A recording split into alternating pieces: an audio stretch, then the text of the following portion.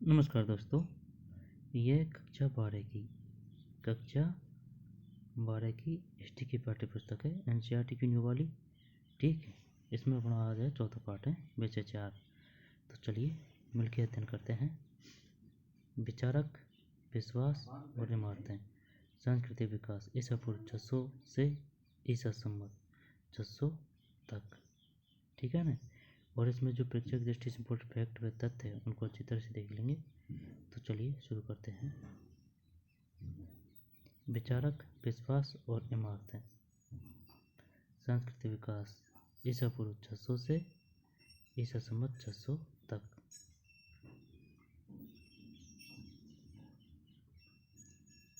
ठीक।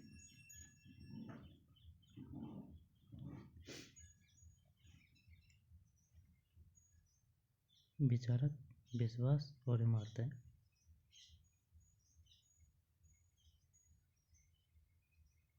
सांस्कृतिक विकास। इस अध्याय में हम 1000 साल लंबी यात्रा पर जाएंगे। इसमें हम दार्शनिकों के बारे में पढ़ेंगे और यह जानने की कोशिश करेंगे कि उन्होंने समाज में अपनी स्थिति को समझने के क्या प्रयास किए। हम यह भी देखेंगे कि उनके विचार किस तरह से मौके पर लिखित परंपराओं से संग्रहित हुए तथा उन्हें स्थापत्य और मूर्तिकला के माध्यम से कैसी अभिव्यक्ति मिली। ये सब जनता पर इन विचारकों के स्थायी प्रभाव को दर्शाते हैं। हालांकि हम बौद्ध धर्म का विशेष अध्ययन करेंगे। यह ध्यान देने की बात है कि यह परंपरा अकेले विकसित नहीं हुई। दूसरी कई परंपरा थी जो एक दूसरे के साथ लगातार वाद विवाद और संवाद चला रही थी। इस रोमांचक विचारों और विश्वासों की दुनिया के पुनर्निर्माण के लिए इतिहासकार जिन स्रोतों का इस्तेमाल करते हैं उन्हें बौद्ध, जैन और ब्राह्मण ग्रंथों के अलावा इमारतों और अभिलेखों जैसे प्रभुत मात्रा में उपलब्ध भौतिक साक्ष्य भी शामिल है। इस युग की बची हुई इमारतों में सबसे सुरक्षित है सांची का स्तूप। यह स्तूप इस अध्याय के अध्ययन का एक प्रमुख केंद्र बिंदु है। सांची की एक मूर्ति। सांची की एक मूर्ति।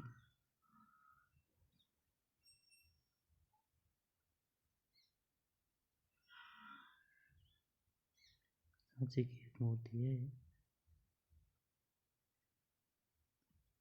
विचारक, विश्वास और इमारतें। 600 से ईसा संवत 600 तक। सांची की एक झलक। यह है शाहजहां बेगम। शाहजहां बेगम।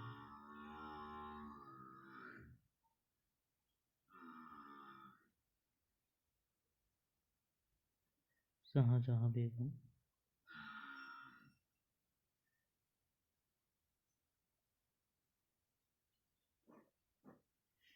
सांची की एक झलक। ठीक है। सांची 19वीं सदी में भोपाल राज्य के प्राचीन अवशेषों में सबसे अद्भुत सांची कनखेड़ा की इमारत है। भोपाल राज्य के प्राचीन अवशेषों में सबसे अद्भुत सांची कनखेड़ा की इमारत है। भोपाल से 20 मील उत्तर पूर्व की तरफ एक पहाड़ी की तलहटी में बसे इस गांव को हम कल देखने गए थे। भोपाल से 20 मील उत्तर पूर्व की तरफ एक पहाड़ी की तलहटी में बसे इस गांव को हम कल देखने गए थे। उन्होंने पत्थर की वस्तुओं, बुद्ध की मूर्तियों के एक प्राचीन तोरण द्वार का निरीक्षण किया। ये अवशेष यूरोप के सज्जनों को विशेषकर रुचि कर लगते हैं, जिनमें मेजर अलेक्जेंडर कनिंघम एक है। मेजर अलेक्जेंडर कनिंघम ने इस इलाके में कई हफ्तों तक रुककर इन अवशेषों का निरीक्षण किया। उन्होंने इस जगह के चित्र बनाए, वहाँ के अभिलेखों को पढ़ा और गुंबदनुमा ढांचे के बीचों बीच खुदाई की। उन्होंने इस खोज के निष्कर्षों को एक अंग्रेजी पुस्तक में लिखा। भोपाल की नवाब शासनकाल 1867 से 1901। शाहजहां बेगम की आत्मकथा। ताज उल इकबाल। तारीख भोपाल। भोपाल के ताज से 1876 में एच.डी. बारस्टो ने इसका अनुवाद किया। एक भोपाल की नवाब शासनकाल 1868 से 1901। शाहजहां बेगम की आत्मकथा। ताज उल इकबाल। तारीख भोपाल। भोपाल का इतिहास से 1876 एच.डी. बारस्टो के अनुसार इसका अनुवाद किया। ताज उल इकबाल तारीख।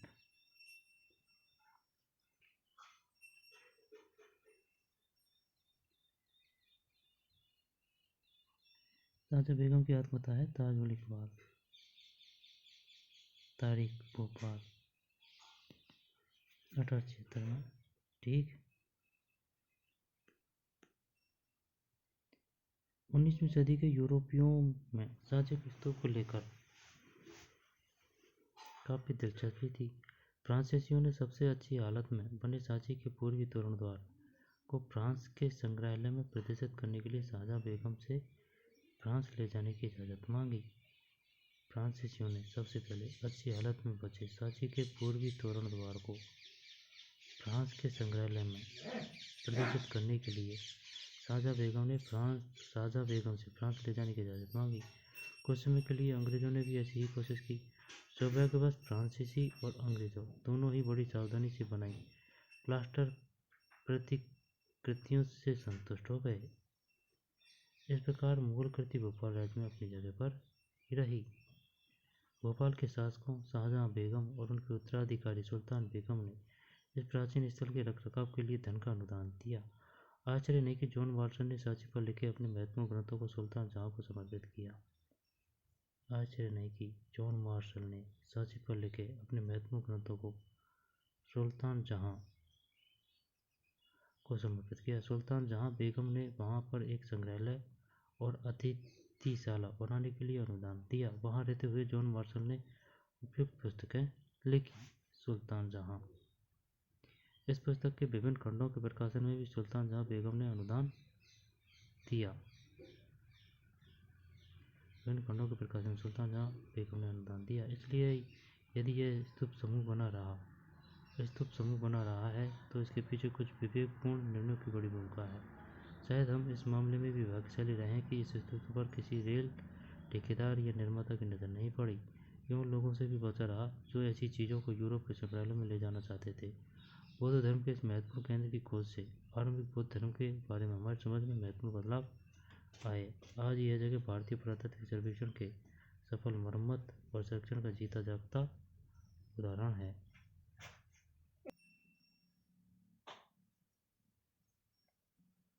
मरम्मत और संरक्षण का जीता जागता उदाहरण है। यह है भाई सांची का स्तूप।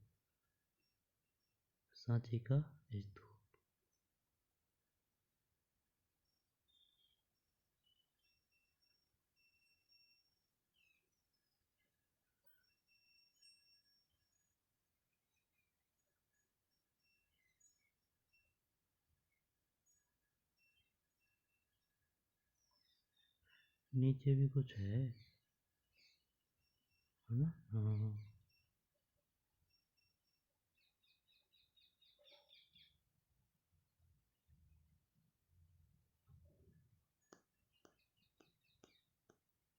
शाहजहां बेगम द्वारा किए गए वर्णन की तुलना 3 से कीजिए। इनमें आप क्या समानता और असमानता पाते हैं? आखिर इस इमारत का क्या महत्व है? यह टीला क्यों बनाया गया? इसके अंदर क्या था? इसके चारों ओर पत्थर की रेलिंग क्यों बनाई गई है? इस स्तूप को किसने बनाया था या इसके लिए धन किसने दिया? इसकी खोज कब की गई? ग्रंथों, मूर्तियों, स्थापत्य कला और अभिलेखों के अध्ययन के द्वारा हम इस रोचक इतिहास की खोज कर सकते हैं। आइए हम प्रारंभिक बौद्ध धर्म की पृष्ठभूमि के अन्वेषण से शुरुआत करते हैं। पृष्ठभूमि, यज्ञ और विवाद। ईसा पूर्व प्रथम सहस्त्राब्दी का काल विश्व इतिहास में एक महत्वपूर्ण मोड़ माना जाता है। इसके अलावा इस काल में ईरान में जरथुष्ट्र जैसे चिंतक, चीन में खुंगत्सी, यूनान में सुकरात, प्लेटो, अरस्तु और भारत में महावीर, बुद्ध और कई अन्य चिंतकों का उद्भव हुआ। इस काल में ईरान में जरथुष्ट्र जैसे चिंतक, चीन में खुंगत्सी, ईरान में जरथुष्ट्र है ना, चीन में खुंगत्सी, यूनान में सुकरात, प्लेटो, अरस्तु और भारत में महावीर, बुद्ध और कई अन्य चिंतकों का उद्भव हुआ। उन्होंने जीवन के रहस्यों को समझने का प्रयास किया। साथ साथ वे इंसानों और विश्व व्यवस्था के बीच रिश्ते को समझने की कोशिश कर रहे थे। यही वह समय था जब गंगा घाटी में नए राज्य और शहर उभर रहे थे और सामाजिक एवं आर्थिक जीवन में कई तरह के बदलाव आ रहे थे। ये मनीषी इन बदलते हालात को भी समझने की कोशिश कर रहे थे। युगों की परंपरा, चिंतन, धार्मिक विश्वास और व्यवहार की कई धाराएं प्राचीन युग से ही चली आ रही थी। पूर्व वैदिक परंपरा जिसकी जानकारी हमें 1500 से 1000 ईसा पूर्व में संकलित ऋग्वेद से मिलती है, वैसे ही हम प्राचीन परंपरा थी। ऋग्वेद अग्नि, इंद्र, सोम आदि कई देवताओं की स्तुति का संग्रह है। यज्ञों के समय इन स्रोतों को धारण किया जाता था और लोग मवेशी, बेटे, स्वास्थ्य, लंबी आयु आदि के लिए प्रार्थना करते थे। दोबारा से लेते हैं यज्ञों की परंपरा।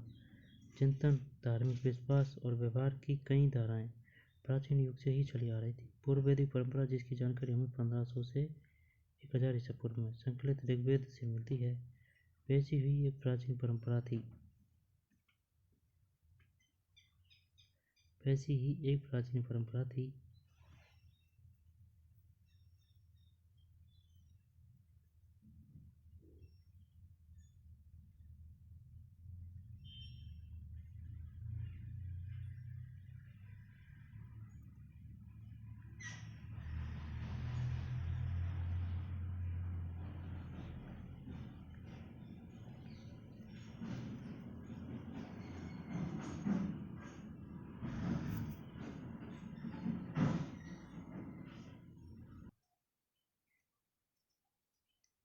ठीक, यज्ञ और विवाद ये पढ़ लिया ना हमने, दोबारा से ले लेते हैं। चल, पृष्ठभूमि।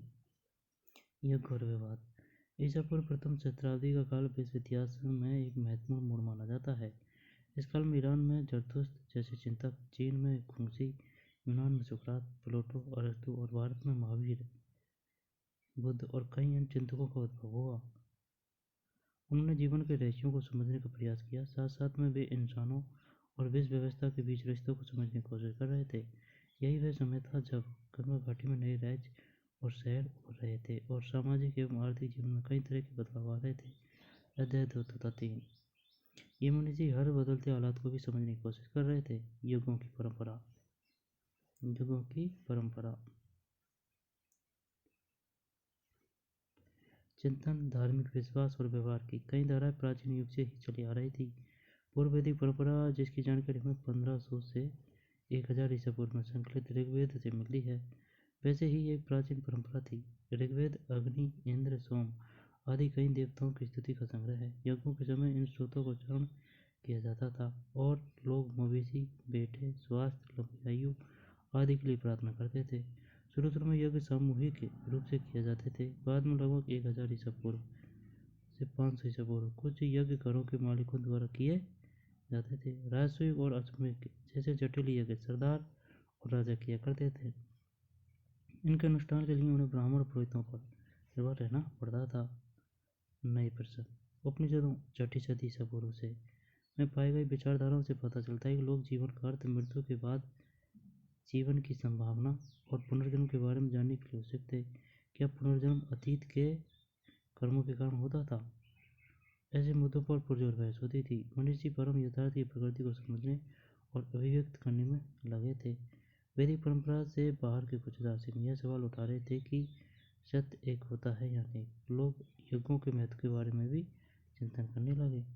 वाद विवाद और चर्चाएं। समकालीन बौद्ध ग्रंथों में हमें 64 संप्रदायों या चिंतन परंपराओं का उल्लेख मिलता है। समकालीन बौद्ध ग्रंथों में 64 संप्रदायों या चिंतन परंपराओं 64 को उल्लेख मिलता है। इसमें हम जीवंत चर्चाओं और विवादों की एक झांकी मिलती है। शिक्षक एक जगह से दूसरी जगह घूम घूम कर अपने दर्शन का विश्व के विषय में अपनी समझ को लेकर एक दूसरे से तथा समय लोगों से तर्क वितर्क करते थे। ये चर्चाएं कूटागारशालाओं शब्दार्थ नुकीली छत वाली झोंपड़ी, कूटागारशालाओं। अभी आ गया। ये बताइए कूटागारशालाओं क्या है? कोटा यहाँ ऐसे भवनों में होती थी जहाँ घुमक्कड़ मनुष्य ठहरा करते थे। यदि एक शिक्षक अपने प्रतिद्वंदी को अपने तर्कों से समझा लेता था तो वह अपने अनुयायियों के साथ उसका शिष्य बन जाता था। इसलिए किसी भी संप्रदाय के लिए समर्थन समय के साथ साथ बढ़ता घटता रहता था। इनमें से कई शिक्षक, जिनमें महावीर और बुद्ध शामिल हैं, वेदों के विरोध पर प्रश्न उठाते उन्होंने यह भी माना कि जीवन के दुखों से मुक्ति का प्रयास हर व्यक्ति स्वयं कर सकता था। उन्होंने यह भी माना कि जीवन के दुखों से मुक्ति का प्रयास हर व्यक्ति इसमें कर सकता था।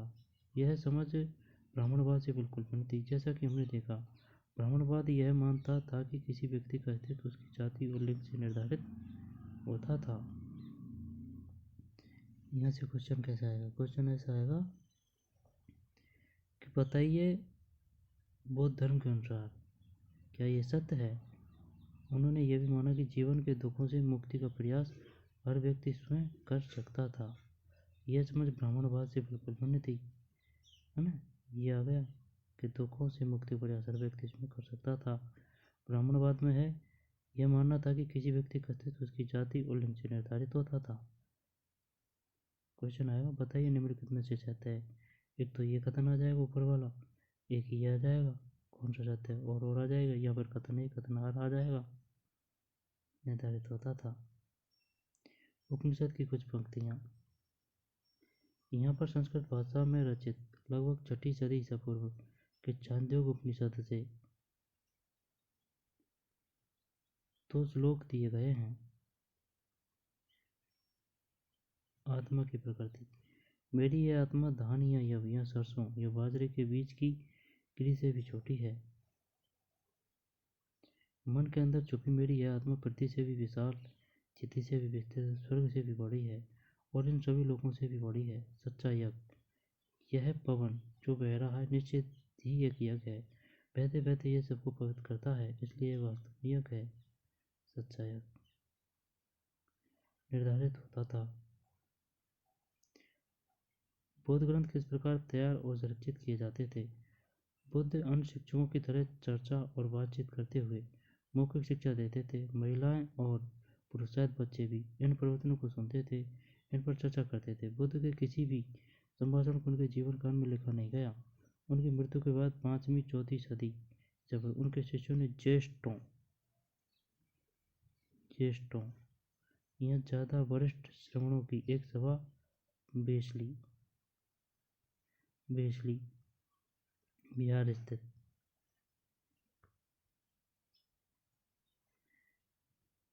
वैशाली है, लेकिन बेसली लिखा है, बेसली बिहार स्थित वैशाली का पाली भाषा में रूप एम्प्लॉय। वहाँ पर भी उनकी शिक्षाओं का संकलन किया गया। इन संग्रहों को त्रिपिटक, शब्दार्थ, भिन्न प्रकार के ग्रंथों को रखने के लिए 3 टोकरियाँ कहा जाता था। पहले इन्हें मौखिक रूप से ही संप्रेषित किया जाता था, बाद में लिखकर विषय और लंबाई के अनुसार वर्गीकरण किया गया। त्रिपिटक का मतलब है 3 टोकरियाँ। कहाँ हुई थी? बेसली बिहार स्थित वैशाली का पाली भाषा में रूप।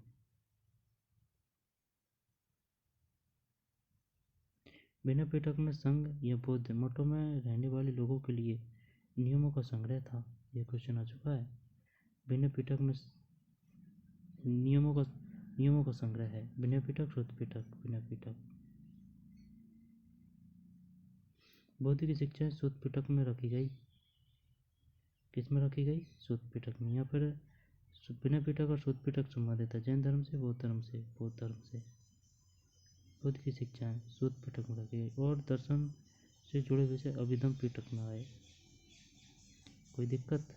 भी न्याय है ना। नियम शुद्ध, जब शुद्ध ये हो गए दर्शन से जुड़े विषय, शुद्ध शिक्षाएं, है ना। और अभिधम दर्शन से जुड़े विषय अभिधम पिटक में आए। बुद्ध की शिक्षाएं तो है शुद्ध पिटक में। नियम विनय में और शिक्षाएं शुद्ध पिटक में और दर्शन से जुड़े विषय अभिधम पिटक में आए। हर पिटक के अंदर कई ग्रंथ होते थे। बाद के युगों में बौद्ध विद्वानों ने इन ग्रंथों पर टीकाएं लिखी। 2 बार आ जाए भाई। बिना पिटक में संघ या बौद्ध मठों में रहने वाले लोगों के लिए नियमों का संग्रह था। बुद्ध की शिक्षाएं शुद्ध पिटक में रखी गई थी। दर्शन से जुड़े विषय अभिधम पिटक में आए। हर पिटक के अंदर कई ग्रंथ होते थे। बाद के युगों में बौद्ध विद्वानों ने इन ग्रंथों पर टीकाएं लिखी थी। जब बौद्ध धर्म श्रीलंका जैसे नए इलाकों में फैला, दीपवंश, द्वीप का इतिहास और महावंश, महान इतिहास जैसे क्षेत्र विशेष के बौद्ध इतिहास को लिखा गया। इनमें से कई रचनाओं में बुद्ध की जीवनी लिखी गई। ज़्यादातर पुरानी ग्रंथ पाली में है। बाद के युगों में संस्कृत में ग्रंथ लिखे गए। बताइए, बौद्ध ग्रंथ सर्वप्रथम किस भाषा में लिखे गए थे, संस्कृत या पाली? पुरानी ग्रंथ पाली में, बाद में संस्कृत में।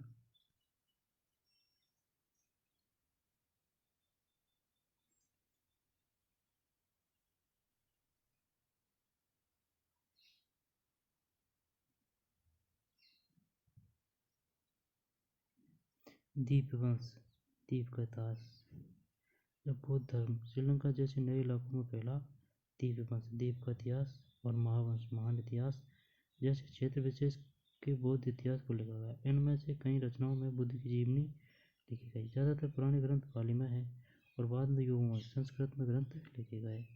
जब बौद्ध धर्म पूर्व एशिया में फैला, तब फासिएन और हेनसांग है, इसको स्वांग लिखा गया है यहाँ पे, जैसे तीर्थयात्री।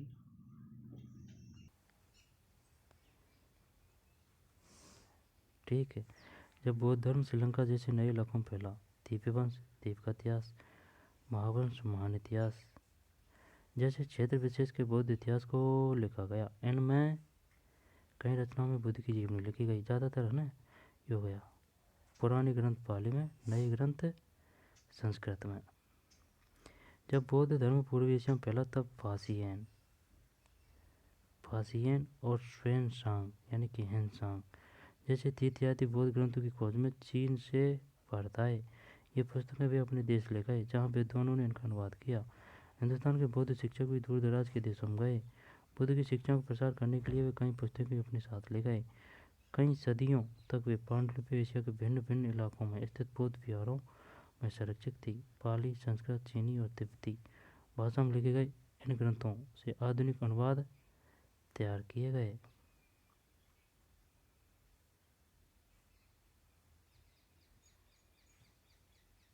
संस्कृत में लिखी एक बौद्ध पांडुलिपि लगभग 12वीं शताब्दी की है।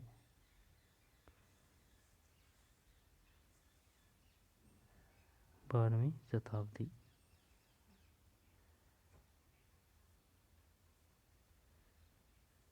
पांडुलिपि। नियतिवादी और भौतिकवादी। यहाँ हम शुद्ध पिटक से लिया गया एक दृष्टांत दे रहे हैं। इसमें मगध के राजा अजातशत्रु और बुद्ध के बीच बातचीत का वर्णन किया गया है। एक बार राजा अजातशत्रु बुद्ध के पास गए। अजातशत्रु उन्होंने मक्खली गोसाल नामक एक अन्य शिक्षक की बातें बताई। हालांकि बुद्धिमान लोग यह विश्वास करते हैं कि इस सद्गुण से, इस तपस्या से मैं कर्म प्राप्ति करूँगा। मूर्ख इन्हीं कार्यों को करके धीरे धीरे कर्म मुक्ति की उम्मीद करेगा। दोनों में से कोई कुछ नहीं कर सकता। सुख और दुख मानो पूर्व निर्धारित मात्रा में माप कर दिए गए हो। इसे संसार में बदला नहीं जा सकता, इसे बढ़ाया या घटाया नहीं जा सकता। जैसे धागे या गोला फेंक देने पर लुढ़कते लुढ़कते अपनी पूरी लंबाई तक खुलता जाता है, इसी तरह मूर्ख और विद्वान दोनों ही पूर्व निर्धारित रास्ते से होते हुए दुखों का निदान करेंगे। और अजीत केस कम्बलीन नामक दार्शनिक ने यह उपदेश दिया। केस कम्बलीन, हे राजन, दान, यज्ञ या चढ़ावा जैसी कोई चीज़ नहीं होती। इस दुनिया या दूसरी दुनिया जैसी कोई चीज़ नहीं होती। मनुष्य 4 तत्वों से बना होता है। जब वह मरता है तब मिट्टी वाला अंश पृथ्वी में, जल वाला हिस्सा जल में, गर्मी वाला अंश आग में और सांस का अंश वायु में वापस मिल जाता है और इसकी इंद्रियां अंतरिक्ष का हिस्सा बन जाती है। दान देने की बात मूर्खों का सिद्धांत है, खोखला झूठ है। मूर्ख हो या विद्वान दोनों ही कट कर नष्ट हो जाते हैं। मृत्यु के बाद कोई नहीं बचता। प्रथम गद्यांश के उपदेशात्मक आजीविक परंपरा के थे। उन्हें अक्सर नियतिवाद कहा जाता। ऐसे लोग जो विश्वास करते थे कि सब कुछ पूर्व निर्धारित है। द्वितीय गद्यांश के उपदेशक लोकायत परंपरा के थे। जिन्हें सामान्यतः भौतिकवादी कहा जाता है। इन दार्शनिक परंपराओं के ग्रंथ नष्ट हो गए हैं, इसलिए हमें इन परंपराओं से ही इनके बारे में जानकारी मिलती है। ये भौतिकवादी है ना, ये भौतिकवादी है और ये नियतवादी है।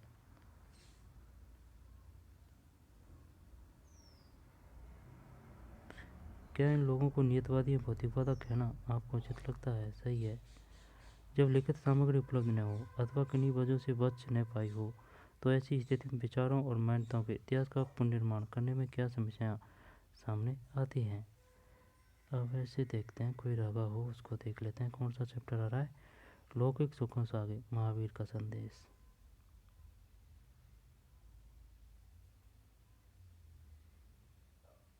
कुछ रहा थोड़ी है, ये पांडुलिपि है।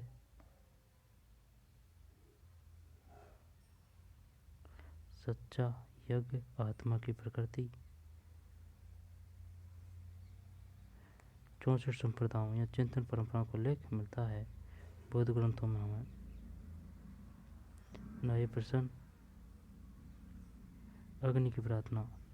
यहाँ ऋग्वेद से लिए गए 2 छंद हैं जिनमें अग्निदेव का आह्वान किया गया है। हे शक्तिशाली देव, आप हमारी आहुति देवताओं तक ले जाएं। हे बुद्धिमत मंत्र, आप तो सबके दाता हैं। हे पुरोहित, हमें खूब सारे खाद्य पदार्थ दें।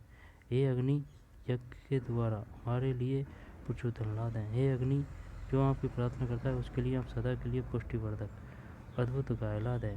हमें एक पुत्र मिले जो हमारे वंश को आगे बढ़ाए, अद्भुत गाय। इस तरह के छंद एक खास तरह की संस्कृत में रचे गए थे जिसे वैदिक संस्कृत कहा जाता था। ये स्रोत पुरोहित परिवारों के लोगों को मौखिक रूप से सिखाए जाते थे। यज्ञ उद्देश्यों की सूची बनाइए। शाहजहां बेगम द्वारा किए गए वर्णन की तुलना चित्र 3 से कीजिए। इनमें आप क्या समानता और असमानता पाते हैं?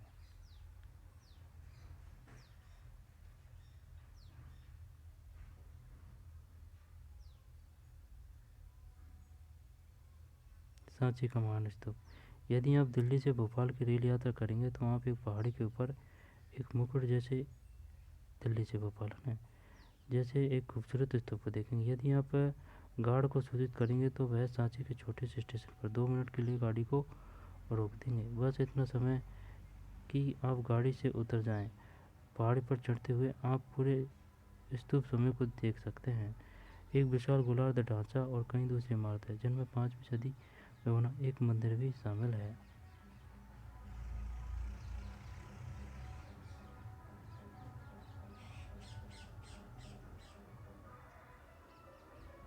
भोपाल की नवाब।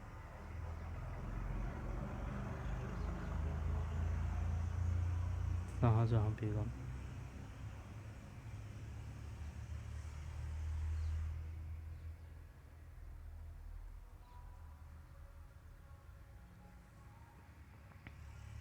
लौकिक सुखों से आगे, महावीर का संदेश, है ना। जैनों के मूल सिद्धांत 6ठी सदी ईसा पूर्व में वर्धमान महावीर के जन्म से पहले ही उत्तर भारत में प्रचलित थे। जैन परंपरा के अनुसार महावीर से पहले 23 शिक्षक हो चुके थे। उन्हें तीर्थकर कहा जाता है, यानी कि वे महापुरुष जो पुरुषों और महिलाओं को जीवन की नदी के पार पहुंचाते हैं। जैन दर्शन की सबसे महत्वपूर्ण अवधारणा यह है कि संपूर्ण विश्व प्राणवान है। यह माना जाता है कि पत्थर, चट्टान और जल में भी जीवन होता है। जीवों के प्रति अहिंसा, खासकर इंसानों, जानवरों, पेड़ पौधों, कीड़ों मकोड़ों को न मानना जैन धर्म का केंद्र बिंदु है। वस्तुतः जैन अहिंसा के सिद्धांतों ने संपूर्ण भारतीय चिंतन परंपरा को प्रभावित किया है। जैन मान्यता के अनुसार जन्म और पुनर्जन्म का चक्र कर्म के द्वारा निर्धारित होता है। कर्म के चक्र से मुक्ति के लिए त्याग और तपस्या की जरूरत होती है। यह संसार के त्याग से ही संभव होता है, इसलिए मुक्ति के लिए विहारों में निवास करना एक अनिवार्य नियम बन गया है। जैन साधु और साध्वी 5 व्रत करते थे। जैन साधु और साध्वी 5 व्रत: हत्या न करना, चोरी न करना, झूठ न बोलना, ब्रह्मचर्य अहिंसा मतलब, और धन संग्रह न करना। ठीक। 5 बताइए निम्न में से 5 व्रत कौन सा नहीं है? हत्या न करना, चोरी न करना, झूठ न करना, झूठ न बोलना न, ब्रह्मचार्य, धन संग्रह न करना। मथुरा से प्राप्त तीर्थंकर की एक मूर्ति लगभग तीसरी शताब्दी तीसरी शताब्दी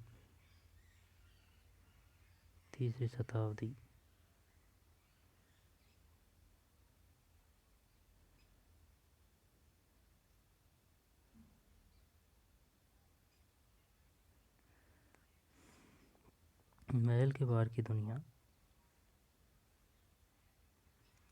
जैन बुद्ध के उपदेशों को उनके शिष्यों ने संकलित किया, वैसे ही महावीर के शिष्यों ने किया। अक्सर ये उपदेश कहानियों के रूप में प्रस्तुत किए जाते थे जो आम लोगों को आकर्षित करते थे। यह उदाहरण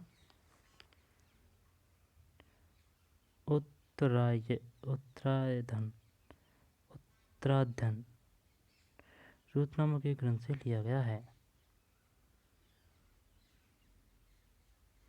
उत्तराध्ययन, इसमें कमलावती नामक एक महारानी अपने पति को संन्यास लेने के लिए समझा रही है। कमलावती, अगर संपूर्ण विश्व और वहाँ के सभी खजाने तुम्हारे हो जाएं, तब भी तुम्हें संतोष नहीं होगा, नहीं यह सारा कुछ तुम्हें बचा पाएगा। हे राजन, जब तुम्हारी मृत्यु होगी और जब सारा धन पीछे छूट जाएगा, तब सिर्फ धर्म ही और कुछ भी नहीं तुम्हारी रक्षा करेगा। जैसे एक चिड़िया पिंजरे से नफरत करती है, वैसे ही मैं इस संसार से नफरत करती हूँ। मैं बाल बच्चे को जन्म न देकर निष्काम भाव से, बिना लाभ की कामना से, बिना द्वेष के एक सात्विक तरह जीवन बिताऊंगी। जिन लोगों ने सुख का उपभोग करके उसे त्याग दिया है, वायु की तरह भ्रमण करते हैं, जहाँ मन करे स्वतंत्र उड़ते हुए पक्षियों की तरह जाते हैं। उस विशाल राज का परित्याग करो, इंद्रिय सुखों से नाता तोड़ो, निष्काम अपरिग्रही बनो, तत्पश्चात तेज में हो घोर तपस्या करो। महारानी के द्वारा किया गया कौन सा तर्क आपको सबसे ज्यादा युक्तियुक्त लगता है?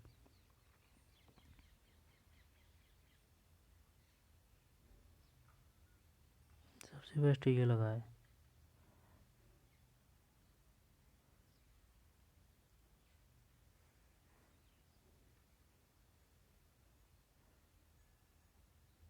निष्काम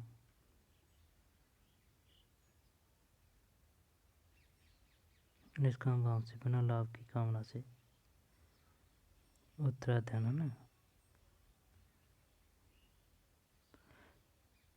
चर्चा कीजिए, क्या 20वीं सदी में अहिंसा की कोई प्रासंगिकता है? जैन धर्म का विस्तार। धीरे धीरे जैन धर्म भारत के कई हिस्सों में फैल गया। बौद्धों की तरह ही जैन विद्वानों ने प्राकृत, संस्कृत, तमिल जैसी अनेक भाषाओं में काफ़ी साहित्य का सृजन किया। सैकड़ों वर्षों से इन ग्रंथों की पांडुलिपियाँ मंदिरों से जुड़े पुस्तकालयों में संरक्षित है। धार्मिक परंपरा से जुड़ी हुई सबसे प्राचीन मूर्तियों में जैन तीर्थंकरों के उपासकों द्वारा बनाई गई मूर्तियाँ भारतीय उपमहाद्वीप के कई हिस्सों में पाई गई है।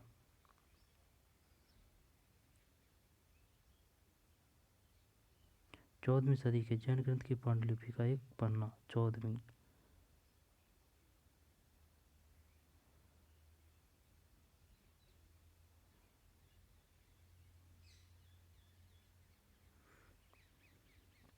क्या आप इसकी लिपि को पहचान सकते हैं?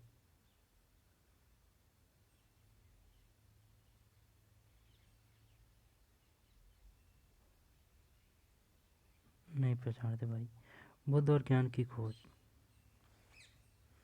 बुद्ध इस युग के सबसे प्रभावशाली शिक्षकों में से एक थे। सैकड़ों वर्षों के दौरान उनके संदेश पूरे उपमहाद्वीप में और उसके बाद मध्य एशिया होते हुए चीन, कोरिया, जापान, श्रीलंका से समुद्र पार कर म्यांमार, थाईलैंड और इंडोनेशिया तक फैले। हम बुद्ध की शिक्षाओं के बारे में कैसे जानते हैं? इनकी पुनर्रचना का आधार बुद्ध ग्रंथों का बहुत परिश्रम से संपादन। हम बुद्ध की शिक्षाओं के बारे में कैसे जानते हैं?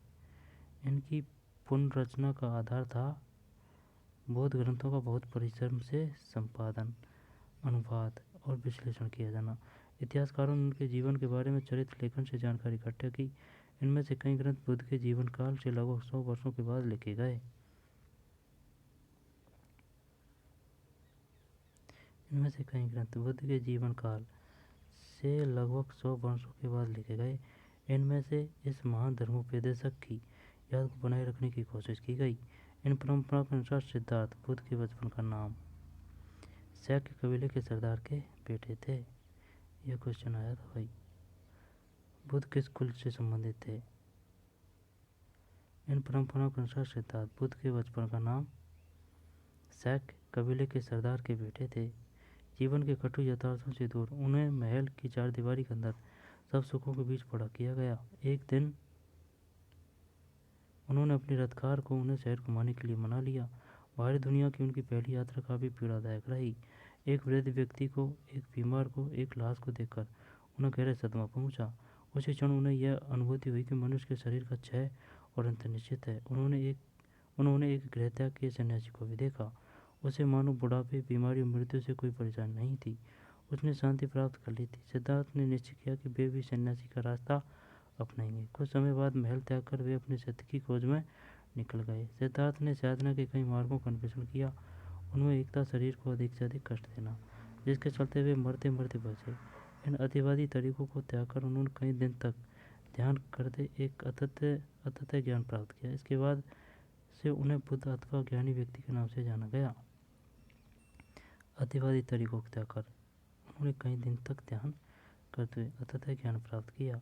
बाकी जीवन उन्होंने धर्म या सम्यक जीवन यापन की शिक्षा दी।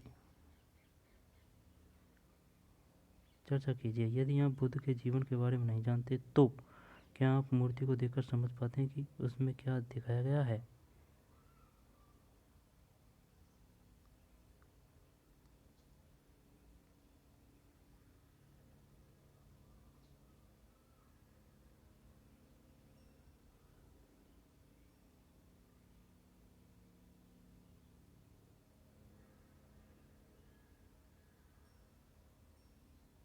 अमरावती, गुंटूर जिला, आंध्र प्रदेश में लगभग 200 ईस्वी की एक मूर्ति जिसमें बुद्ध को महल से जाते हुए दिखाया गया है।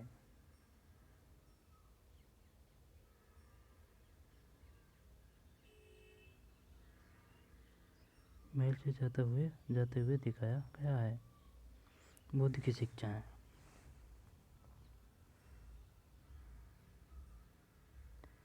कुछ रहा थोड़ी है। सच्चरित्र किसी संत या धार्मिक नेता की जीवनी है। सच्चरित्र संत की उपलब्धियों को गुणगान करते हैं जो तथ्यात्मक रूप से पूरी तरह सही नहीं होते।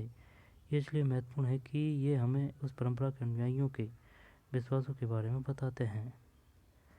सच्चरित्र किसी संत या धार्मिक नेता की जीवनी है। सच्चरित्र संत की उपलब्धियों का गुणगान करते हैं जो तथ्यात्मक रूप से पूरी तरह सही नहीं होते।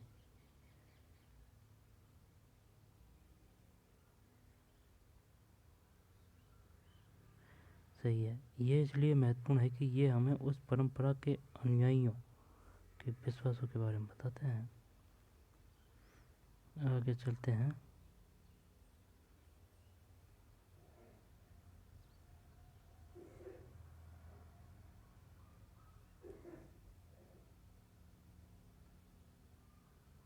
ठीक, कुछ नहीं रहा।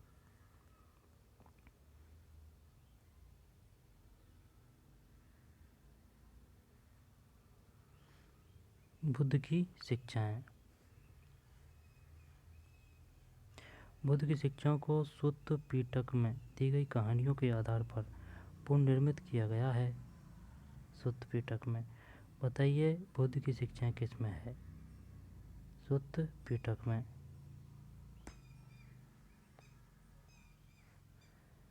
शिक्षाएं है ना, सुत्त पिटक में। ऐसे याद कर सकते हैं ना, सुत्त सूत्र है यानी शिक्षाओं के सूत्र। सुत्त पिटक शिक्षाओं है ना, यहाँ पर से आ रहा है सुत्त शिक्षाओं है ना। ठीक है। हालांकि कुछ कहानियों में उनकी अलौकिक शक्तियों का वर्णन है। दूसरी कथाएं दिखाती है कि अलौकिक शक्तियों के बजाय बुद्ध ने लोगों को विवेक और तर्क के आधार पर समझाने का प्रयास किया। उदाहरण के लिए, जब एक मरे हुए बच्चे की शोकमग्न माँ बुद्ध के पास आई तो उन्होंने बच्चे को जीवित करने के बजाय उस महिला को मृत्यु के अवश्यंभावी होने की बात समझाई। ये कथाएं आम जनता की भाषा में रची गई थी, जिससे उन्हें आसानी से समझा जा सकता था। बौद्ध दर्शन के अनुसार विश्व अनित्य है और लगातार बदल रहा है। सही है, यह आत्मविहीन आत्मा है, क्योंकि यहाँ कुछ भी स्थायी या शाश्वत नहीं है। इस क्षणभंगुर दुनिया में दुख मनुष्य के जीवन का अंतर्निहित तत्व है। घोर तपस्या और विषय शक्ति के बीच मध्यम मार्ग अपनाकर मनुष्य दुनिया के दुखों से मुक्ति पा सकता है। बौद्ध धर्म की प्रारंभिक परंपराओं में भगवान का होना या न होना अप्रासंगिक था। व्यवहार में बौद्ध धर्म शुद्ध पिटक से लिए गए उस उदाहरण में बुद्ध सीगल नाम के एक अमीर गृहपति को सलाह दे रहे हैं। सीगल है। मालिकों को अपने नौकरों और कर्मचारियों की 5 तरह से देखभाल करनी चाहिए। उनकी क्षमता के अनुसार उन्हें काम देकर, उन्हें भोजन और मजदूरी देकर, बीमार पड़ने पर उनकी परिचर्या करके। किसकी बात आ रही है? अमीर गृहपति को परिचर्या करके, उनके साथ स्वादु भोजन बांटकर, समय समय पर उन्हें छुट्टी देकर, कुल के लोगों को 5 तरह के श्रमणों जिन्होंने सांसारिक जीवन को त्याग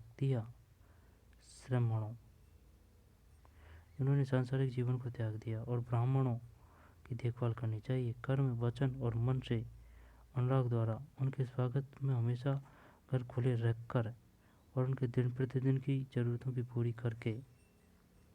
सिंगल को माता पिता, शिक्षक और पत्नी के साथ व्यवहार के लिए भी ऐसे ही उपदेश दिए गए।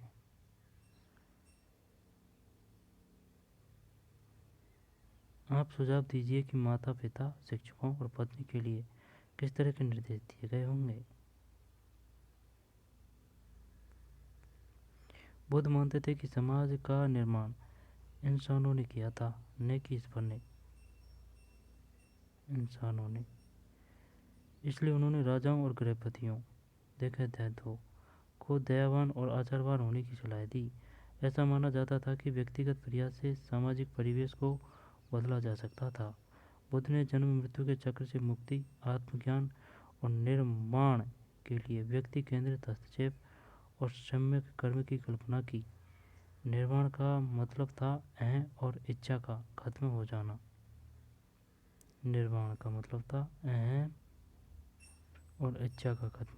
जिससे गृह त्याग करने वालों के दुख के चक्र का अंत हो सकता था। बौद्ध परंपरा के अनुसार अपने शिष्यों के लिए उनका अंतिम निर्देश था, तुम सब अपने लिए खुद ही ज्योति बनो, क्योंकि तुम्हें खुद ही अपनी मुक्ति का रास्ता ढूंढना है। ये संधा लाइन है भाई। वैसे ये आ चुका है, कक्षा 8वीं या 7वीं की में आ चुका है। बुद्ध के अनुयायी। धीरे धीरे बुद्ध के शिष्यों का दल तैयार हो गया, इसलिए उन्होंने संघ की स्थापना की। ऐसे भिक्षुओं की एक संस्था जो धम्म के शिक्षक बन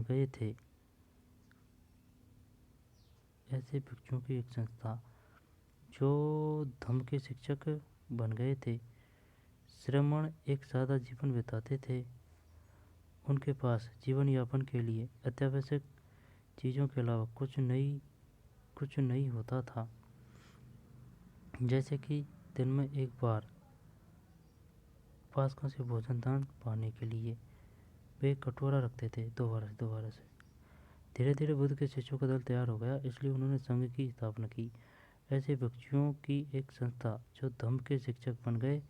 ये श्रमण एक सादा जीवन बिताते। उनके पास जीवन यापन के लिए अत्यावश्यक चीज़ों के अलावा कुछ नहीं होता था, जैसे कि दिन में एक बार उपासकों से भोजन दान पाने के लिए वे एक कटोरा रखते थे। क्योंकि वे दान पर निर्भर थे, इसलिए उन्हें भिक्षु कहा जाता था। शुरू में सिर्फ पुरुष ही संघ में सम्मिलित हो सकते थे, बाद में महिलाओं को भी अनुमति मिली। बौद्ध ग्रंथों के अनुसार बुद्ध के प्रिय शिष्य आनंद। बुद्ध के प्रिय शिष्य का नाम क्या था? आनंद ने बुद्ध को समझाकर महिलाओं के आनंद।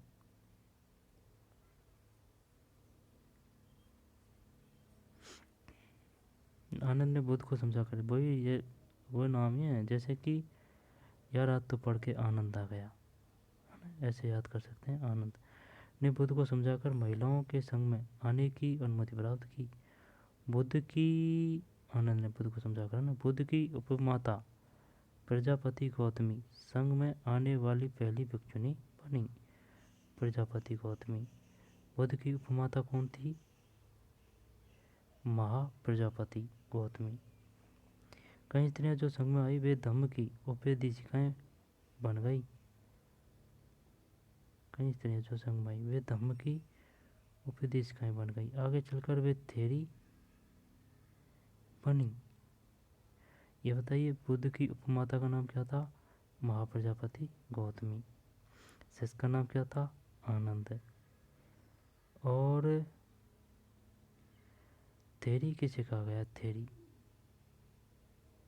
कई स्त्रियां जो संग में आई वे धम्म की उपदेशिकाएं बन गई। आगे चलकर वे थेरी बनी, जिसका मतलब है ऐसी महिलाएं जिन्होंने निर्वाण प्राप्त कर लिया हो। थेरी। अगर ये शब्द आ गया, ये क्वेश्चन आ गया, ये बताइए थेरी। थेरी क्या है? ये है, ये है, ये है या ये है? थेरी।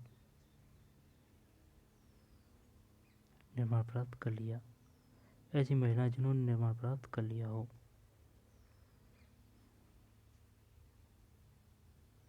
बुद्ध के अनुयायी कई सामाजिक वर्गों से आए। उनमें राजा, धनवान, गृहपति, सामान्य जन, कर्मकार, दास, शिल्पी सभी शामिल थे। एक बार संघ में आ जाने पर सभी को बराबर माना जाता था, क्योंकि भिक्षु और भिक्षुणी बनने पर उन्हें अपनी पुरानी पहचान को त्याग देना पड़ता था। क्योंकि भिक्षु और भिक्षुणी बनने पर उन्हें अपनी पुरानी पहचान को त्याग देना पड़ता था। संघ की संचालन पद्धति गुणों और संघों की परंपरा पर आधारित थी। इसके तहत लोग बातचीत के माध्यम से एकमत होने की कोशिश करते थे। 1 मिनट। भिक्षु और भिक्षुणी बनने पर उन्हें अपनी पुरानी पहचान को त्याग देना पड़ता था। संघ की संचालन पद्धति गणों और संघों की परंपरा पर आधारित थी। इसके तहत लोग बातचीत के माध्यम से एकमत होने की कोशिश करते थे। अगर संभव नहीं होता तो मतदान द्वारा निर्णय लिया जाता था।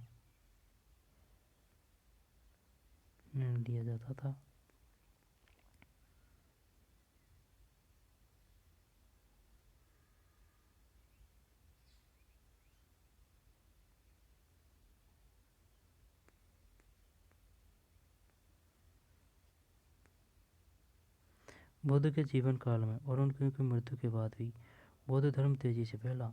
इसका कारण यह था कि लोग समकालीन धार्मिक प्रथाओं से असंतुष्ट थे। उस युग में तेजी से हो रही सामाजिक बदलावों ने उन्हें उलझनों में बांध रखा था। बौद्ध शिक्षा में जन्म के आधार पर श्रेष्ठता की बजाय जिस तरह अच्छे आचरण और मूल्यों को महत्व दिया गया, उससे महिलाएं और पुरुष इस धर्म की तरफ आकर्षित हुए। खुद से होते और कमजोर लोगों की तरफ मित्रता और करुणा के भाव को महत्व देने के आदर्श काफी लोगों को पाए। खुद से छोटे और कमजोर लोगों की तरफ मित्रता और करुणा के भावों को महत्व देने के आदर्श काफी लोगों को पाए।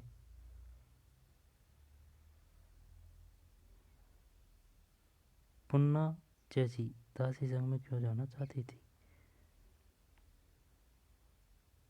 इस तो बाद में पढ़ेंगे, जो रहा है ना उनको देख लेते हैं।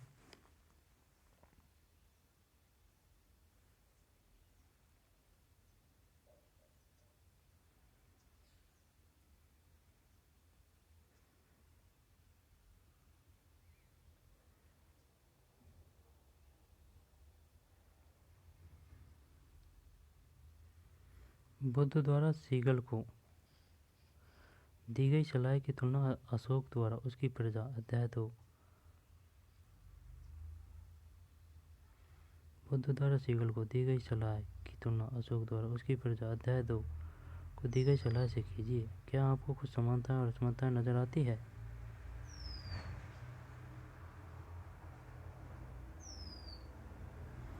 थेरी गाथा।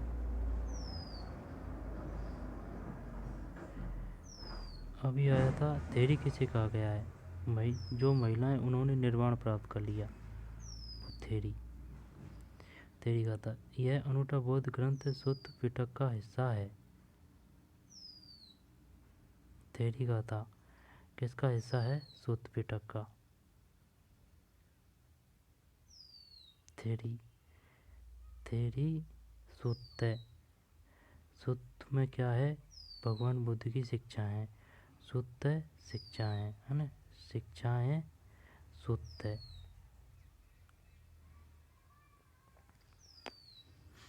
थेरी कहा था। यह अनूठा बौद्ध ग्रंथ सुत्त पिटक का हिस्सा है। इसमें भिक्षुनियों द्वारा रचित छंदों का संकलन किया गया है। थेरी कहा था। यह अनूठा बौद्ध ग्रंथ सुत्त पिटक का हिस्सा है।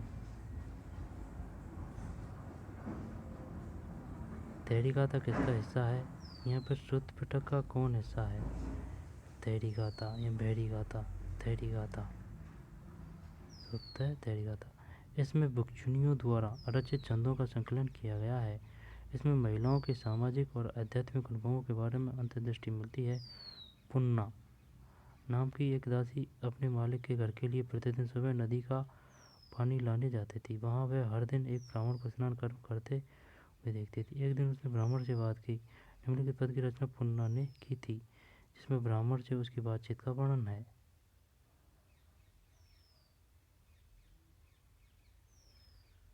मैं जल ले जाने वाली हूँ, कितनी भी ठंड हो, मुझे पानी में उतरना ही है, सजा के डर से या ऊंचे घरानों की स्त्रियों के कटु वाक्यों के डर से। हे ब्राह्मण, तुम्हें किसका डर है जिससे तुम जल में उतरते हो, जबकि तुम्हारे अंग ठंड से कांप रहे हैं? ब्राह्मण बोले, मैं बुराई को रोकने के लिए अच्छाई कर रहा हूँ। बूढ़ा या बच्चा, जिसने भी कुछ बुरा किया हो, जल में स्नान करके मुक्त हो जाता हूँ। पुन्ना ने कहा, यह किसने कहा है कि पानी में नहाने से बुराई से मुक्ति मिलती है? वैसा हो तो हमारे सारे मेंढक और कछुए स्वर्ग जाएंगे, साथ में पानी के सांप और मगरमच्छ ही। इसके बदले में वे कर्म न करें जिनका डर आपको पानी की ओर खींचता है। ये ब्राह्मण, अब तो रुक जाओ, अपने शरीर को ठंड से बचाओ। बुद्ध की कौन सी शिक्षाएं इस रचना में नजर आती है?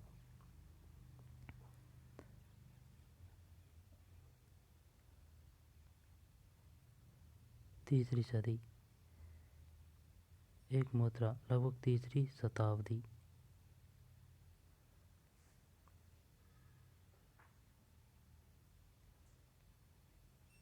तीसरी शताब्दी,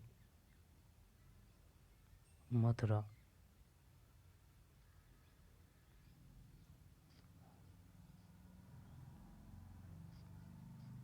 मथुरा।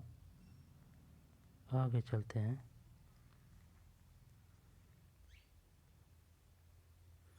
भिक्षुओं और भिक्षुणियों के लिए नियम। ये नियम विनय पिटक में मिलते हैं। जब कोई भिक्षु एक नया कंबल या गलीचा बनाएगा तो उसे इसका प्रयोग कम से कम 6 वर्षों तक करना पड़ेगा।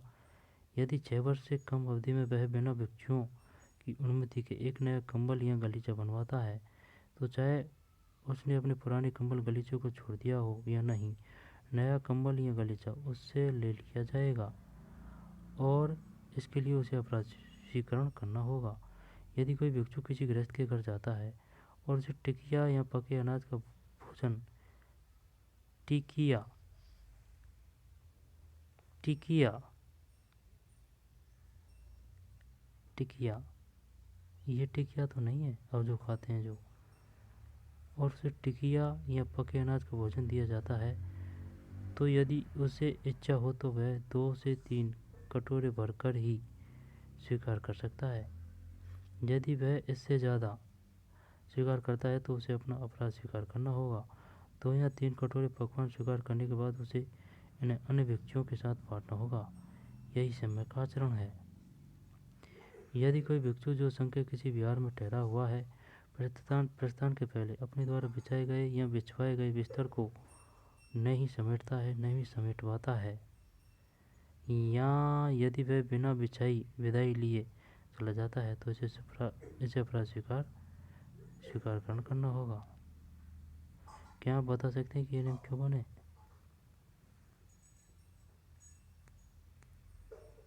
शब्द आए के बाद शरीर के स्तूप है तो ना, कोई दिक्कत है ना? कुछ नहीं है, पढ़ लिया है।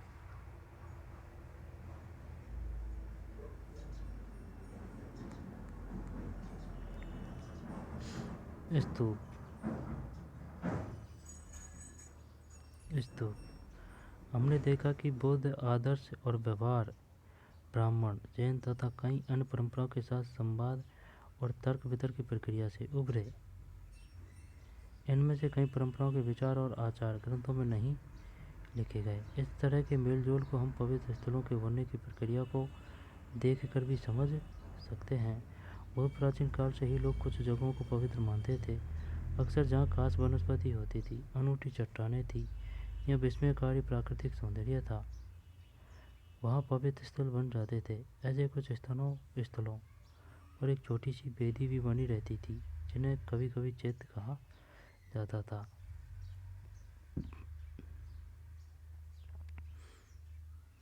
दोबारा से पढ़ते हैं। हमने देखा कि बौद्ध आदर्श और व्यवहार ब्राह्मण, जैन तथा कई अन्य परंपराओं के साथ संवाद और तर्क वितर्क की प्रक्रिया से उभरे। इनमें से कई परंपराओं के विचार और आचार ग्रंथों में नहीं लिखे गए। इस तरह के मेलजोल को हम पवित्र स्थलों के बनने की प्रक्रियाओं को देखकर भी समझ सकते हैं। बहुत प्राचीन काल से ही लोग कुछ जगहों को पवित्र मानते थे। अक्सर जहाँ खास वनस्पति होती थी, अनूठी चट्टानें थी या विस्मयकारी प्राकृतिक सौंदर्य था, वहाँ पवित्र स्थल बन जाते थे। ऐसे कुछ स्थलों पर एक छोटी सी वेदी भी बनी रहती थी, जिन्हें कभी कभी चैत्य कहा जाता था। बुद्ध साहित्य में कई चैत्यों की चर्चा है। इसमें बुद्ध के जीवन से जुड़ी जगहों का भी वर्णन है, जहाँ वे जन्मे। लुम्बिनी, जहाँ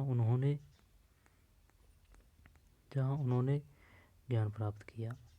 बोध गया, ज्ञान प्राप्त किया। बोध गया, जहाँ उन्होंने प्रथम उपदेश दिया। सारनाथ, ज्ञान है ना, ज्ञान तो बोध है ना, बोध गया हो, कोई दिक्कत नहीं है।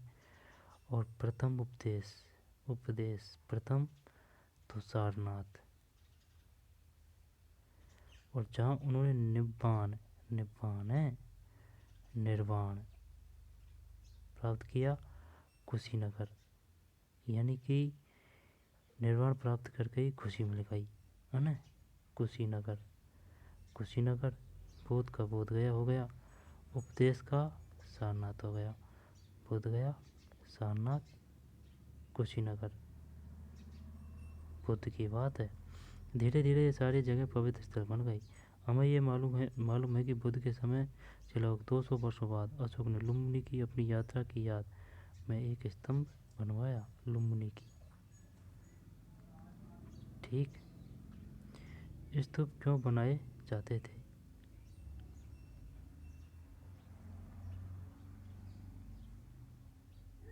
ये क्या है? ये है महत्वपूर्ण बौद्ध स्थल। सिंधु, गंगा,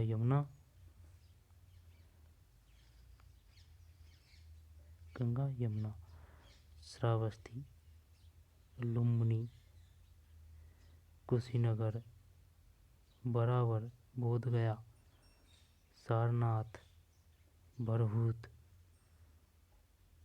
ठीक। श्रावस्ती, लुम्बिनी, कुशीनगर, बराबर, बोधगया, सारनाथ, बरहूत।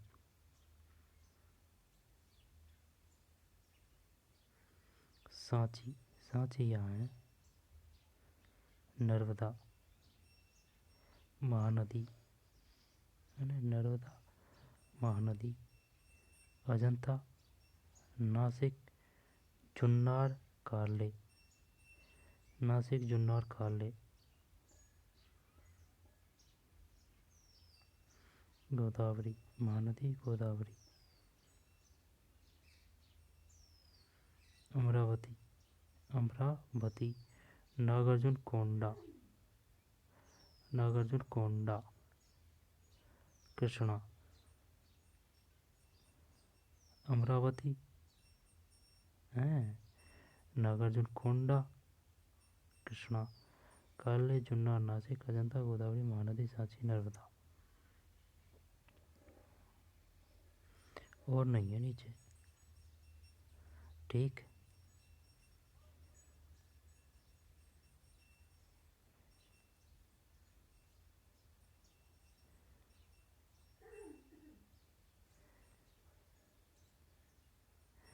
शवदाह के बाद शरीर के कुछ अवशेष टीलों पर सुरक्षित रख दिए जाते थे। अंतिम संस्कार से जुड़े ये टीले चैत्य के रूप में जाने गए।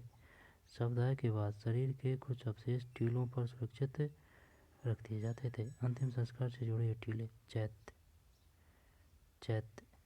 के रूप में जाने गए।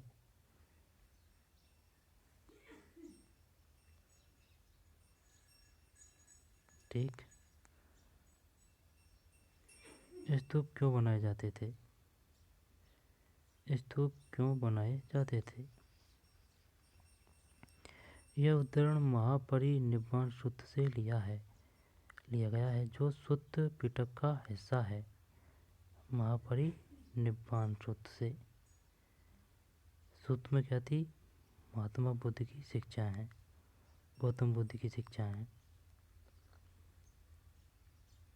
महापरिनिर्वाण। परिनिर्वाण से पूर्व आनंद ने पूछा परिनिर्वाण से पूर्व आनंद ने पूछा, भगवान, हम तथागत बुद्ध का दूसरा नाम के अवशेषों का क्या करेंगे? भगवान, हम तथागत बुद्ध का दूसरा नाम के अवशेषों का क्या करेंगे?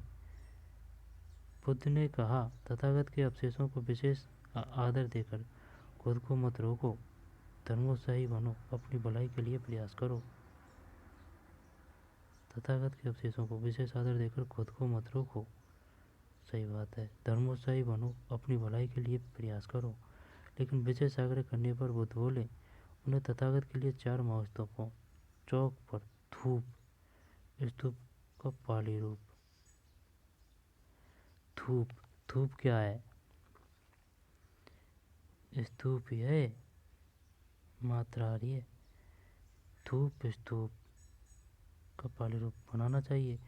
जो भी वहाँ धूप या माला चढ़ाएगा, या वहाँ सिर नवाएगा, या वहाँ पर हृदय में शांति लाएगा, उन सबके लिए वह चिर काल तक सुख और आनंद का कारण बनेगा।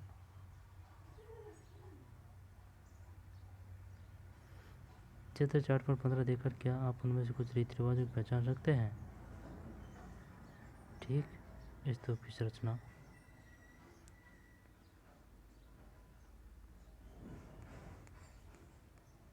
स्तूप क्यों बनाए जाते थे?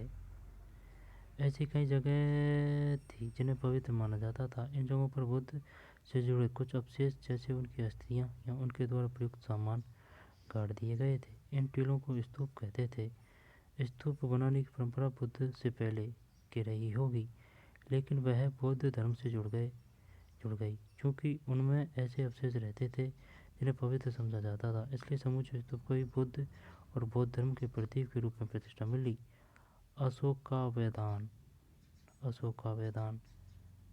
नामक एक बौद्ध ग्रंथ के अनुसार अशोक ने बुद्ध के अवशेषों के हिस्से एक महत्वपूर्ण शहर में बांटकर अशोकावदान नामक एक बौद्ध ग्रंथ के अनुसार अशोकावदान है एक के बौद्ध धर्म या जैन धर्म।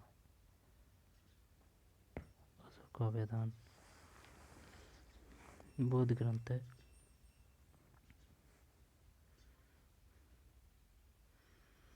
अशोकावदान नामक एक बौद्ध ग्रंथ के अनुसार अशोक ने बुद्ध के अवशेषों के हिस्से एक महत्वपूर्ण शहर में बांटकर उनके ऊपर स्तूप बनाने का आदेश दिया। ईसा पूर्व दूसरी सदी तक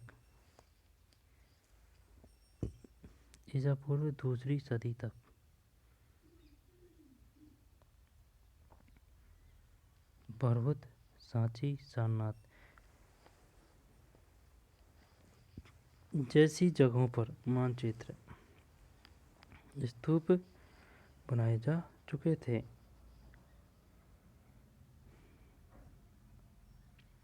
ईसा पूर्व दूसरी सदी तक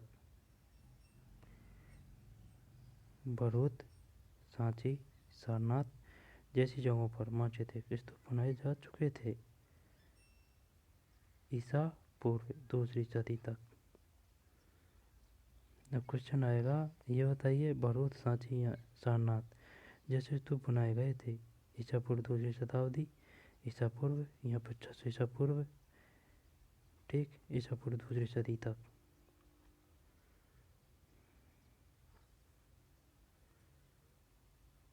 स्तूप कैसे बनाए गए? स्तूपों की वेदिकाओं और स्तंभों पर मिले अभिलेखों से इन्हें बनाने और सजाने के लिए दिए गए दान का पता लगता है। स्तूपों की वेदिकाओं और स्तंभों पर मिले अभिलेखों से इन्हें बनाने और सजाने के लिए दिए गए दान का पता चलता है। कुछ दान राजाओं के द्वारा दिए गए, जैसे सातवाहन वंश के राजा, तो कुछ दान शिल्पकारों और व्यापारियों की श्रेणी द्वारा दिए गए। उदाहरण के लिए सांची के एक तोरण द्वार का हिस्सा हाथीदांत का काम करवाने वाले शिल्पकारों के दान से बनवाया गया था। सैकड़ों महिलाओं और पुरुषों ने दान के अभिलेखों में अपना नाम बताया है। कभी कभी वे अपने गांव या शहर का नाम बताते हैं और कभी कभी अपना पेशा और रिश्तेदारों के नाम भी बताते हैं। इन इमारतों को बनाने में भिक्षुओं और भिक्षुणियों ने भी दान दिया।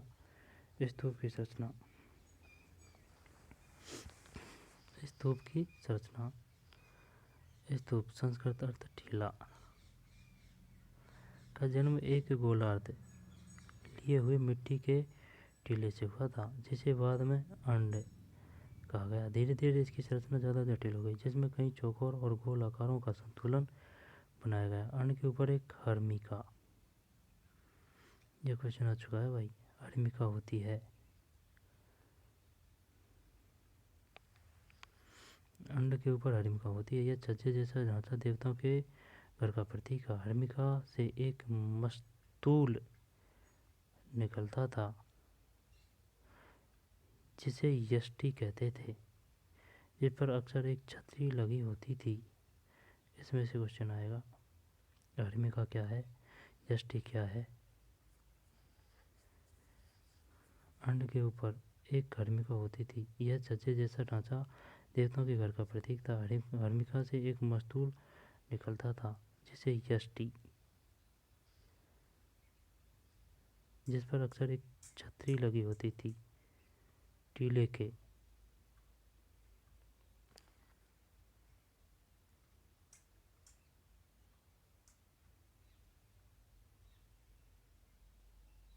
अक्सर एक छतरी लगी होती थी, टीले के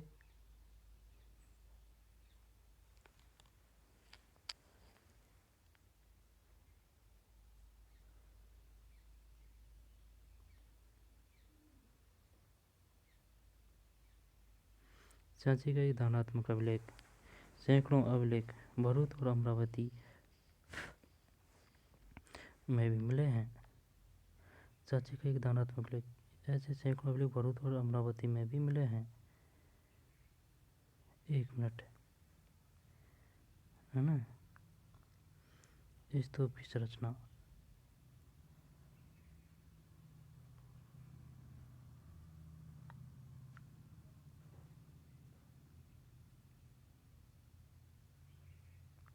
चालीस फीट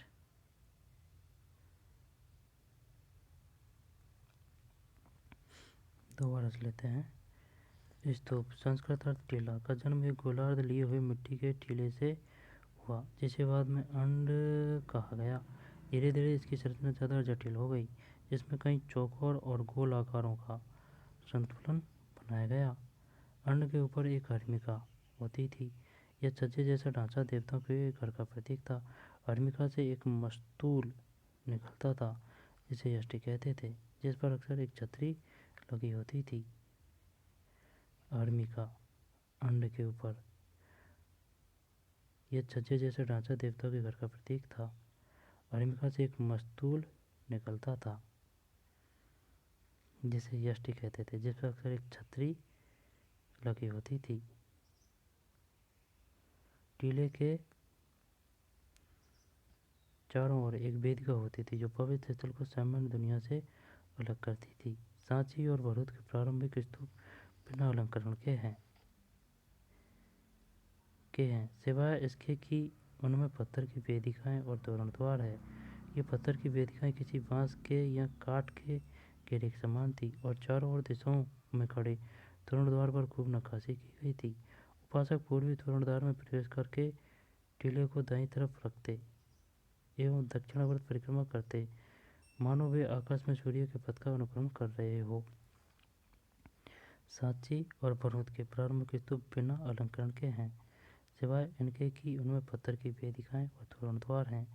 ये पत्थर की वेदिकाएं किसी बांस के या काठ के घेरे के समान थी और चारों दिशाओं में खड़े तोरण द्वार पर खूब नक्काशी की गई। उपासक पूर्वी तोरण द्वार में प्रवेश करके टीले को दाईं तरफ रखते हुए दक्षिणावर्त परिक्रमा करने से करते थे। मानो वे आकाश में सूर्य के पथ का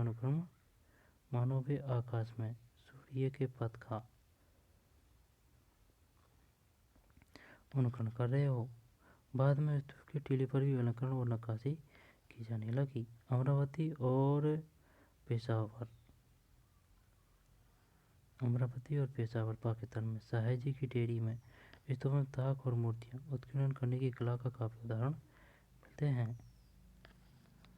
अमरावती पेशावर में साहेजी की डेयरी में स्तूपों में ताक और मूर्तियां उत्कीर्णन की कला के काफी उदाहरण मिलते हैं। इस इमारत की कौन सी विशेषता नक्शे में सबसे ज्यादा स्पष्ट है और कौन सी विशेषता ऊर्ध्वस्त परिप्रेक्ष्य से देखने पर ज्यादा स्पष्ट होती है?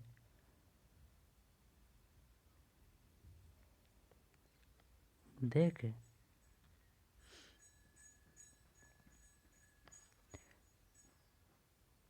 आगे है थोड़ी है, आगे नहीं है, मैं बताऊँ तो देख, ये है ना, ये ऊपर है, ये क्या है, ये क्या है, ये तो है हर्मिका, एक देख हर्मिका, अन्न के ऊपर एक हर्मिका होती थी। यह छज्जे जैसा ढांचा देवताओं के घर का प्रतीक था। ठीक, हर्मिका से एक मस्तूल निकलता था जिसे यष्टि कहते थे, है ना, ये हर्मिका है और ये मस्तूल निकल रहा है ना, ये डंडा सा, ये वह यष्टि, और यष्टि के ऊपर क्या है, हर्मिका होती थी। हर्मिका से एक मस्तूल निकलता था जिसे यष्टि कहते थे, जिस पर अक्सर एक छतरी लगी होती थी। टीले के चारों ओर एक वेदिका होती है, जो वेदिका को तो जानते हैं परिक्रमा। सांची व्रत के प्रारंभ में बिना अलंकरण के हैं, सिवाय इसके कि उनमें पत्थर की वेदिकाएं और तोरण द्वार है। ये पत्थर की वेदिकाएं किसी बांस के या काठ के घेरे के समान थी और चारों दिशाओं में खड़े तोरण द्वार पर नक्काशी की गई थी। ये है वो छतरी।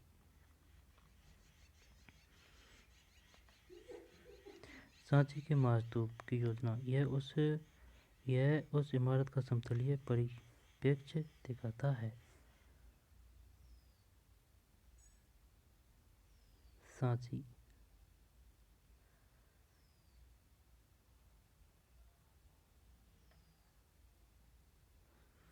4 दरवाजे हैं भाई, ठीक।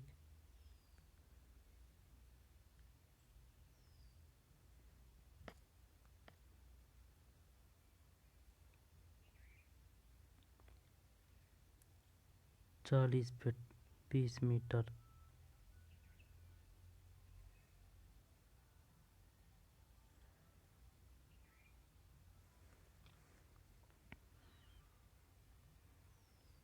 स्तूपों की खोज,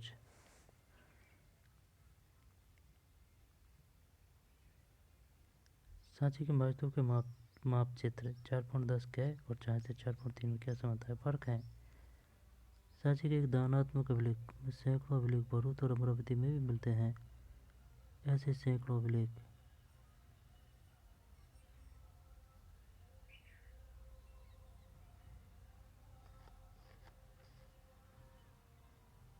स्तूप क्यों बनाए जाते थे?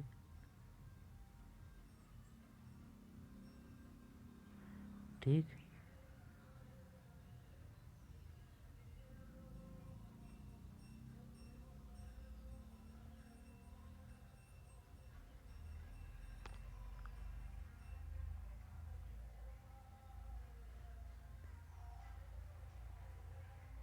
आगे चलते हैं। स्तूपों की खोज,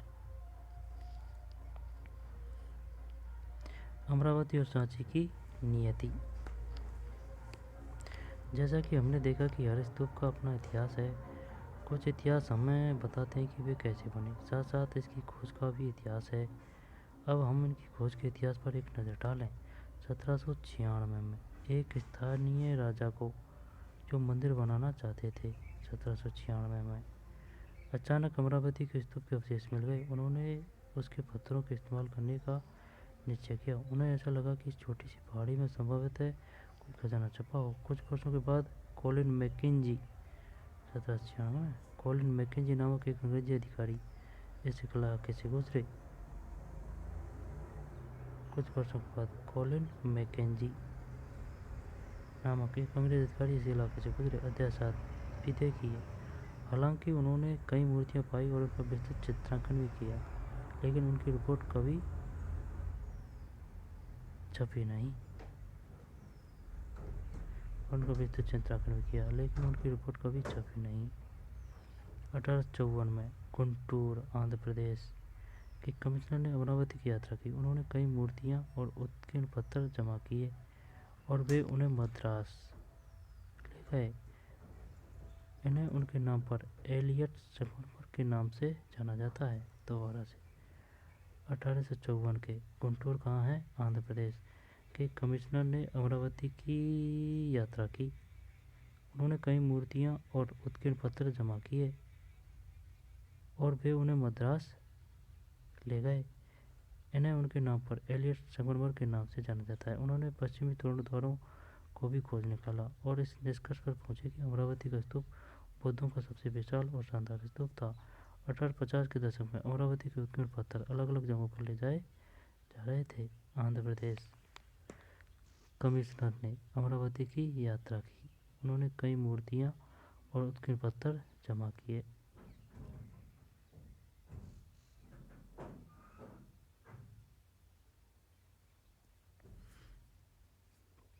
एलियट संगमरमर के नाम से जाना जाता है। उन्होंने पश्चिमी तोरण द्वार को भी खोज निकाला और इस निष्कर्ष पर पहुंचे कि अमरावती का स्तूप बौद्धों का सबसे विशाल और शानदार स्तूप था। किसने खोज निकाला? 1854 में गुंटूर, आंध्र प्रदेश के कमिश्नर ने, नाम नहीं आया कमिश्नर का। उन्होंने पश्चिमी तोरण द्वार को भी खोज निकाला और इस निष्कर्ष पर पहुंचे कि अमरावती का स्तूप बौद्धों का सबसे विशाल और शानदार स्तूप था। 1850 के दशक में अमरावती के उत्कीर्ण पत्थर अलग अलग जगहों पर ले जाए जा रहे थे। कुछ पत्थर कलकत्ता में एशियाटिक सोसाइटी ऑफ बांग्ला पहुंचे तो कुछ मद्रास में इंडिया ऑफिस। कुछ पत्थर लंदन तक पहुंच गए। कई अंग्रेज अधिकारियों के भागों में अमरावती की मूर्तियां पाना कोई असामान्य बात नहीं थी। वस्तुतः इस इलाके का हर नया अधिकारी यह कहकर कुछ मूर्तियां उठा ले जाता कि उसके पहले के अधिकारी ने भी ऐसा किया है। पुरातत्ववेत्ता H.L. कोल उन मुट्ठी भर लोगों में एक थे जो अलग सोचते थे। उन्हें लिखा कि इस देश की प्राचीन कलाकृतियों की लूट होने देना मुझे आत्मघाती और असमर्थनीय नीति लगती है। पुरातत्ववेत्ता H.H. कोल मुट्ठी भर इस देश की प्राचीन कलाकृतियों की लूट होने देना मुझे आत्मघाती और असमर्थनीय नीति लगती है। वे मानते थे कि संग्रहालयों में मूर्तियों को प्लास्टर प्रतिकृतियां रखी जानी चाहिए, जबकि असली कृतियां खोज की जगह पर ही रखी जानी चाहिए। दुर्भाग्य से कोल अधिकारियों को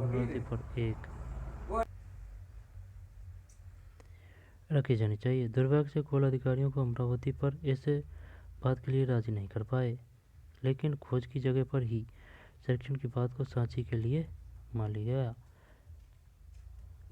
दुर्भाग्य से कोल के अधिकारियों को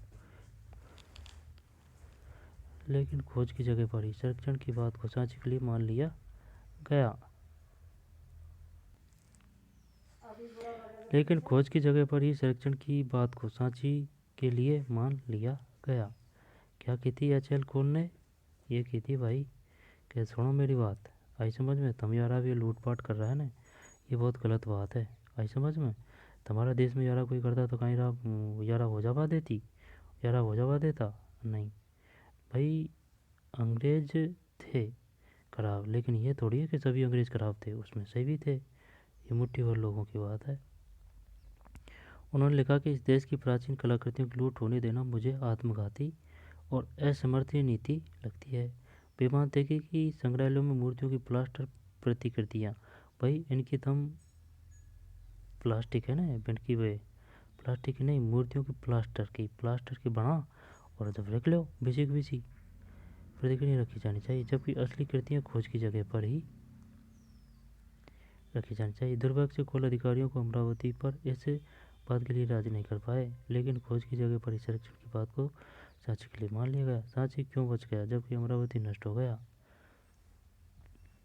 सांची क्यों बच गया जबकि अमरावती नष्ट हो गया? ये बात तो सही है भाई, उसका संरक्षण नहीं किया गया, लेगी दुनिया मूर्ति वगैरह इनको, बहुत महंगी महंगी मूर्ति थी, अलग अलग तरह की धातु की बनी हुई थी। शायद अमरावती की खोज थोड़ी पहले हो गई थी, तब तक विद्वान इस बात के महत्व को नहीं समझ पाए थे कि किसी पुरातात्विक अवशेष को उठाकर ले जाने के बजाय खोज की जगह पर ही सुरक्षित करना कितना महत्वपूर्ण था। 1818 में जब सांची की खोज हुई, सांची की खोज कब हुई? 1818 में। इसके 3 तोरणद्वार तब भी खड़े थे, चौथा वहीं पर गिरा हुआ था और टीला भी अच्छी हालत में था। तभी यह सुझाव आया कि तोरणद्वारों को पेरिस या लंदन भेज दिया जाए। अतः कई कारणों से सांची का स्तूप वहीं बना रहा और आज भी बना हुआ है, जबकि अमरावती का महाक्षेत्र अब सिर्फ एक छोटा सा टीला है जिसका सारा गौरव नष्ट हो चुका है। ये गलत है भाई साहब। पौराणिक जो संस्कृति है, इतिहास है, दुर्ग है, कला है, जो भी है, उनको सुरक्षित रखा जाना चाहिए, उनकी सेफ्टी रखी जानी चाहिए। सरकार को इन पर विशेष ध्यान देना चाहिए, ठीक है ना, क्योंकि यही तो है अपनी परंपरा, यही तो अपनी हिस्ट्री है। इनसे ही तो पता चलता है अपना वजूद का कि भाई अपन पहले ऐसे थे। अब उनको अपन ही नष्ट कर देंगे तो फिर बाद में क्या बताएंगे बच्चों को? वही है। सांची की खोज कब हुई थी? 1818। तोरण का एक हिस्सा। क्या आपको ऐसा लगता है कि सांची के तक्षक पटचित्र को खुलने तक दर्शाना चाह रहे थे?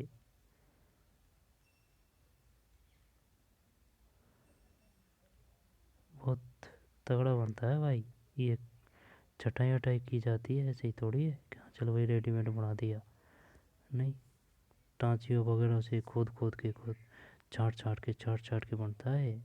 बहुत टाइम लगता है, एक ही इतने से कोने को बनाने में बहुत टाइम लगता है। पत्थर ही तो है ये, और इतनी बारीकी से।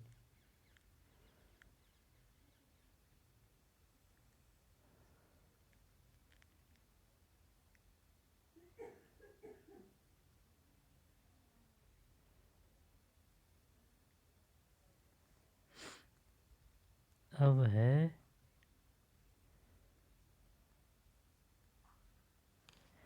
ये क्या है? सांची का पूर्वी तोरण द्वार। सजीव मूर्तियों को देखिए, पूर्वी तोरण द्वार।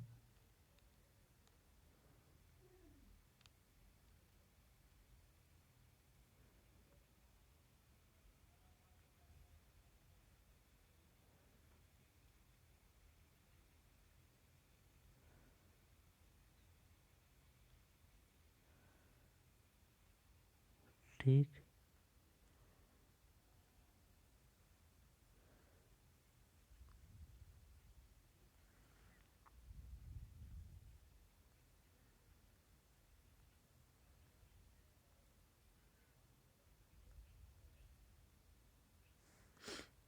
अब है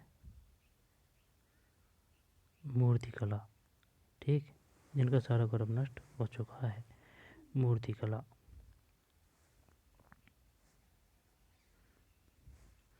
हमने अभी अभी पढ़ा है कि किस तरह से स्तूपों से मूर्तियों को यूरोप ले जाया गया। ऐसा इसलिए हुआ क्योंकि जिन लोगों ने मूर्तियों को देखा उन्हें ये खूबसूरत और मूल्यवान लगी, इसलिए वे उन्हें अपने लिए रखना चाहते थे। मूल्यवान लगी। आइए हम इन मूर्तियों को ध्यान से देखें। पत्थर में गढ़ी कथाएं, ठीक,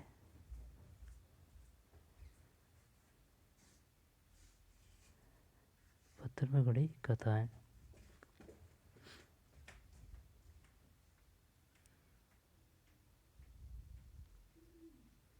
आइए अब इन मूर्तियों को ध्यान से देखें। पत्थर में खड़ी कथाएं। आपने ऐसे घुमक्कड़ कथावाचकों को देखा होगा जो अपने साथ कपड़ों या कागज पर बने चित्रों यानी चारण चित्र को लेकर घूमते हैं। जब वे कहानी कहते हैं तब वे इन चित्रों को दिखाते हैं। चित्र 4.13 देखिए। पहली बार देखने पर तो इस मूर्तिकला का अंश में फूस की चौपड़ी और पेड़ों वाले ग्रामीण दृश्य का चित्रण दिखता है, परंतु वे कला इतिहासकार जिन्होंने सांचे की इस मूर्तिकला का गहरा से अध्ययन किया है, इसे वेशांतर जातक से लिया गया एक दृश्य बताते हैं। वेशांतर जातक से लिया गया एक दृश्य बताते हैं। यह कहानी एक ऐसे दानी राजकुमार के बारे में है जिसने अपना सब कुछ एक ब्राह्मण को सौंप दिया और उसमें अपनी पत्नी और बच्चों से इन्होंने सांचे की एक मूर्ति कला की गहराई से अध्ययन किया। वेशांतर जातक से लिया गया है। वेशांतर